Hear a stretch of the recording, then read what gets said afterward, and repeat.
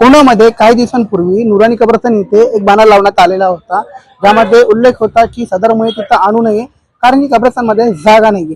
परंतु प्रकरण असं होता की हा जो बॅनर होता तो अनधिकृत सांगितला जाते, कारण की हा जो कब्रस्तान आहे हा सध्या नगरपालिकेच्या अंतर्गत आहे, पण त्यामध्ये नगरपालिकेच्या परवानगीशिवाय हा बॅनर लावण्यात आला होता. म्हणून कुंडातले काही समाजसेवक जे आहेत ते ठिय्या आंदोलन इथं मांडले आहेत व त्याचबरोबर कब्रस्तानच्या प्रकरणात आणखी काही मोठे खुलासे देखील ते करत आहेत. तर आपण थेट त्यांच्याशी संवाद साधणार आहोत आणि त्यांच्याशी बोलणार आहोत. आणि यामध्ये काही कोंडातले स्थानिक आताचे नगरसेवक काशिफ सईद देखील इथं ठिय्या आंदोलनामध्ये जुडलेले आहात.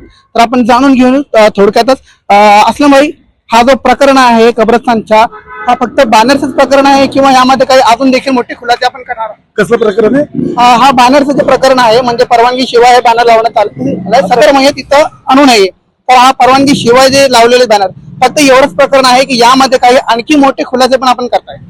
आता माझ्या समोर महानगरपालिकेचे प्रभाग 19 क मधले नगरसेवक माननीय काशिफ सईद उपस्थित आहे. मी त्यांच्या समोर हे प्रश्न विचारतोय की सदरचं जे कब्रस्तान जे आहे, या कब्रस्तानला ट्रस्टी महानगरपालिकेने अपॉइंट केलेलं आहे का? जर ट्रस्टी अपॉइंट केलेलं नसेल तर त्यांनी कुठल्या नियमाने तो बॅनर लावला? आणि इथं गेले 12 वर्ष या कब्रस्तानवरती जे राज्य करतात अनधिकृतपणे ते कोण आहेत? इथं तुम्ही जे 2 फोटो पाहत असाल, एक जाबीर शेख, एक रिजवान, हे इथं गेले एक 12 वर्ष आणि एक 8 वर्ष इथं कार्यरत आहे असं महानगरपालिकेच्या रेकॉर्डमध्ये आहे. परंतु ते नगरसेवकच्या ऑफिसमध्ये काम करतात आणि नगरसेवकाचं काम करतात, पगार मात्र घेतात महानगरपालिकेकडून. नेमकी कोणते नगरसेवक? हे पहिले तर रईस सुंडके, दुसरं गफूर पठाण. काशिफ सईद, नाही, अजून माझ्या राहिलेले महत्वाचा विषय राहिलेला आहे, तिथे जे लिहिलेले पैशाचे अफरातफर. इथं कब्रस्तानच्या रिपेरिंगसाठी जनतेकडून पैसा गोळा केला गेलेला आहे. त्याचबरोबर मला महानगरपालिकेचा भवन विभाग म्हणतं की आम्ही याला टेंडर लावलेलं आहे. टाईल्स पासून ते पत्र्यापासून ते इथले मातीपर्यंत सगळ्याचे पैसे महानगरपालिकेने दिलेले आहेत. तर मग हा माझा प्रश्न आहे की महानगरपालिकेचा टेंडर, हे टेंडरने काम झाले तर जनतेने पैसे दिलेत त्याच्याने हे काम झालं?